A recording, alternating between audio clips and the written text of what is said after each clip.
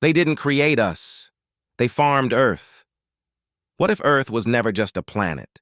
What if it was a project, a living laboratory, seeded, edited, watched, and fought over by species we were never supposed to remember? The Anunnaki, said to come from Nibiru, are the most famous. Ancient astronaut theorists claim they didn't create humanity out of love, but labor.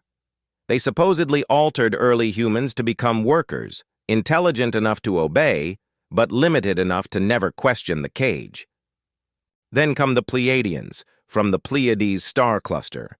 In New Age lore, they're described as watchers, healers, and genetic caretakers, beings who may have influenced beauty, empathy, music, art, and spiritual awareness. Their goal? To keep humanity from being completely enslaved by darker forces. The Greys, often linked to Zeta Reticuli, are said to be the cold scientists, abductions, hybrid programs, DNA extraction, no emotion, no mercy, just data. Some believe they're trying to repair their own dying genetics using human biology. The reptilians, often tied to Draco, are claimed to be ancient controllers, obsessed with bloodlines, hierarchy, fear, and domination. In the darkest theories, they didn't create humanity. They hijacked the experiment.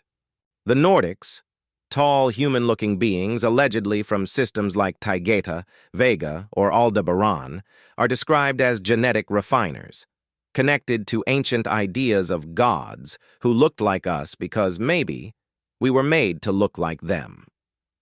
Then there are the Syrians from Sirius, often connected to water, whales, dolphins, ancient Egypt, and the Dogon mysteries. Some say they seeded intelligence into marine life before humans ever rose from the dust. The Arcturians, from Arcturus, are described as higher dimensional engineers, less physical, more consciousness-based. Their supposed role wasn't building bodies, but upgrading awareness. The Mantids are seen in abduction lore as overseers, insectoid beings watching over Greys like lab supervisors. Some claim they monitor evolution itself, making sure the experiment doesn't collapse too early.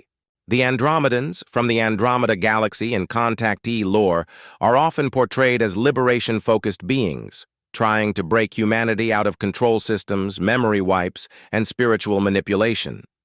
The Lyrans, from Lyra, are claimed to be one of the oldest humanoid races, possible ancestors of many human-looking star beings. Some theories say Earth humans carry fragments of Lyran DNA. The Orions are darker and more divided. Some stories describe Orion beings as warriors, empire builders, and genetic manipulators.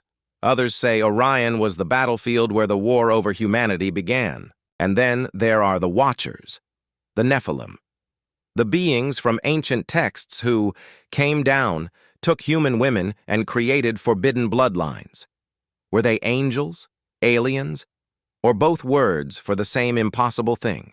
So what was the goal? Plants for atmosphere, animals for balance, humans for labor, consciousness for energy, DNA for experimentation, religion for control, mythology for memory storage. Maybe Earth wasn't created by one alien species. Maybe it was built by many. One group made the body, one group gave emotion, one group gave intelligence, one group installed fear, one group tried to free us, and one group still doesn't want us to remember.